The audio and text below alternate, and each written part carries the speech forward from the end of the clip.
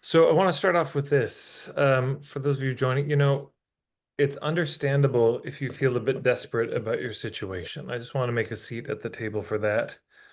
Um,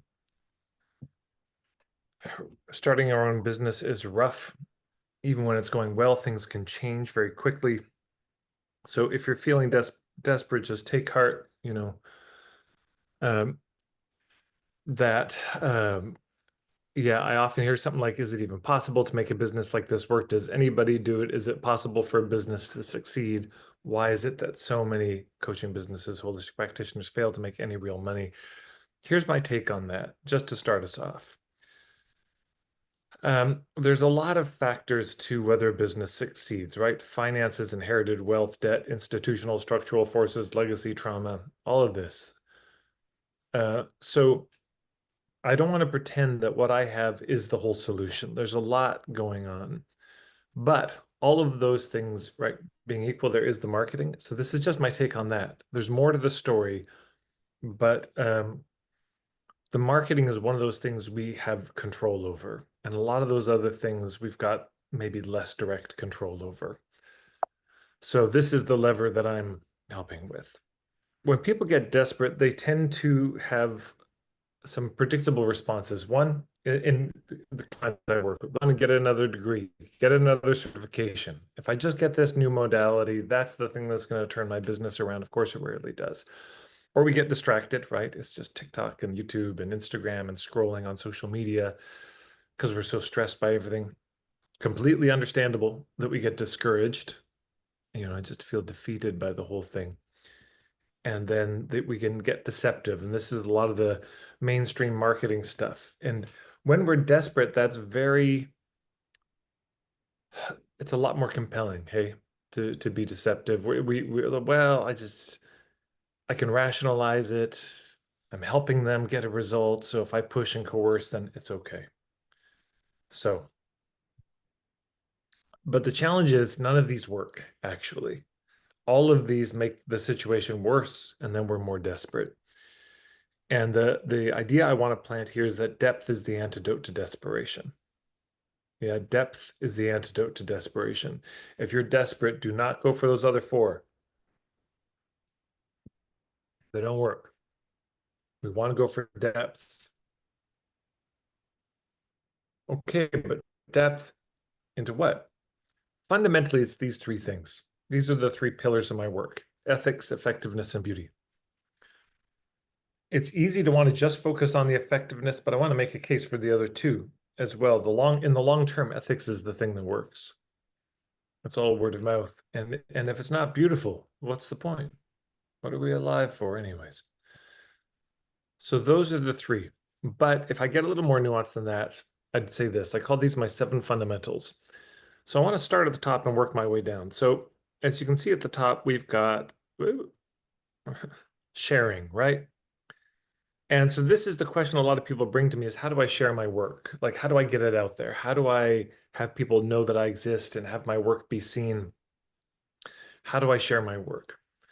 What's the tactic that I should use? Do I do Facebook ads? Do I write a Substack? Everybody's doing that. Should I publish a book? Do I have to get my own app? Do I got, there's a million. As soon as Facebook realized you were an entrepreneur, you started getting ads, didn't you? And they just keep coming. And they're all telling you the thing you need to do to share your work. And I just want to submit that this is the last thing to focus on. This is not the first thing to focus on. And that everything I'm about to cover is what makes this work or not. And if you've been trying tactics and they haven't worked, I want to submit the reason is you were missing the other 6 fundamentals.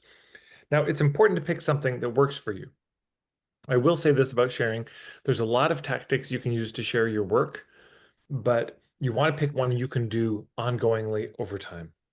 You can do sustainably that's going to work for you. If you're a huge introvert, networking will not be the best strategy for you to share your work, but it might be for an extrovert. So you got to pick one that works for you.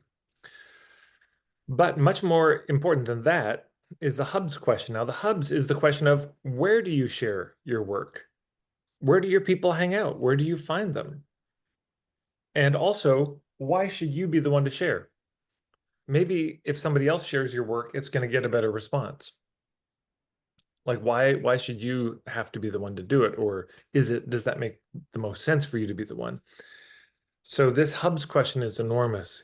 When people don't think through the hubs of where do I find my clients, where are they already spending their time, their money, their attention, there's a lot of what I call the cold approach in marketing. There's just random door knocking, posters in random places, going to networking events, talking to everybody, and it's a lot of wasted energy. So I don't recommend it. This is a fundamental we have to think through. Instead of doing everything on our own, we gotta, how do we do more partnership? How do we do more collaboration?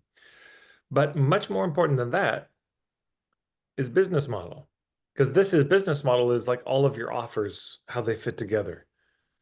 Well, so what's the point of having hubs if you don't have anything to offer? Like why even try to figure out where your people are if you don't have anything to offer them in the end?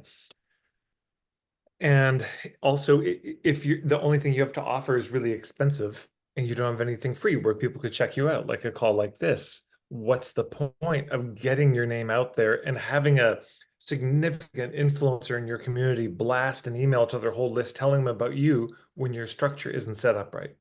It'd be like you host a party in your little shack and 1,000 people come, but they break the shack.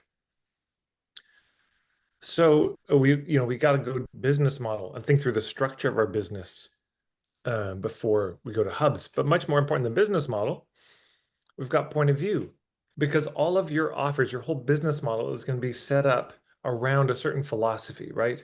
If you're going to make an offer, it's there to walk people through an approach, to apply, to translate an approach to their lives. So we got to do the point of view before we get to business model. Because if you don't, your offers are going to be derivative. They're just going to seem like copies. They're going to seem like knockoffs. One of the highest praises I ever got at I think it was a workshop in Edinburgh. Somebody said, I go to a lot of these workshops and it's the same content everywhere. And yours, this just seems like this is yours. This is unique to you, which is helpful. Yeah. But more important than point of view, though connected to it, is niche. Niche meaning the easiest way to destroy your business is try to be everything to everybody. It's just not instant. I mean, you can go for years with that, but you will eventually be defeated by that, or you would just be broke. So we got to know what's the role we want to be known for. That's more important than that. But even more important than a niche, of course, is ethics. Why? Because in the long term, it's all reputation. In the long term, it's all word of mouth. As you get older, you get more tired, less give a shit. You spend all this energy when you started your business. And if you're always burning bridges because of the way you conduct yourself, then it's no good. You're having to start over again. And you get a bad reputation. And you probably know businesses like this that when you think of them, you're not happy about it and you complain about them. If anyone brings them up, you bitch about them and warn people away from them. So you can have that with lack of ethics. But of course, with ethics, everybody is referring. There's no reticence. But there's something that's even more important than ethics. Yeah, there's something that's even more important than that. You could think, what could be more important than ethics? And it's this space. You have to have enough space in your life to work on your business. If you don't have space in your life to work on your business, you just can't. People will say, well, Ted, okay, I just want to make money quickly. And what's the most important thing? Because sometimes in life, we just, you got to. And I'll say you have to make it a higher priority than it is. It's got to be more important than it is. It's often one of the reasons a lot of hippies in particular, don't make money because it's like the last priority. The making money, the making the business work. It's the very, very, very last thing. But you can't make anything a priority if there's no space in your life. So this is huge. This is so fundamental. There's so much I could say about it, but we need some room. And a lot of us hippies get overcommitted to things. And, we're overgiving and we're overpromising and we're involved in just too much. And if you want your business to work, for a period of time, you may need to step back from a lot of things just to give it the focus that it needs. And of course, all of that again is in service to beauty, because that's the whole point. So depth is the antidote to desperation. That's the main thought I want to plant.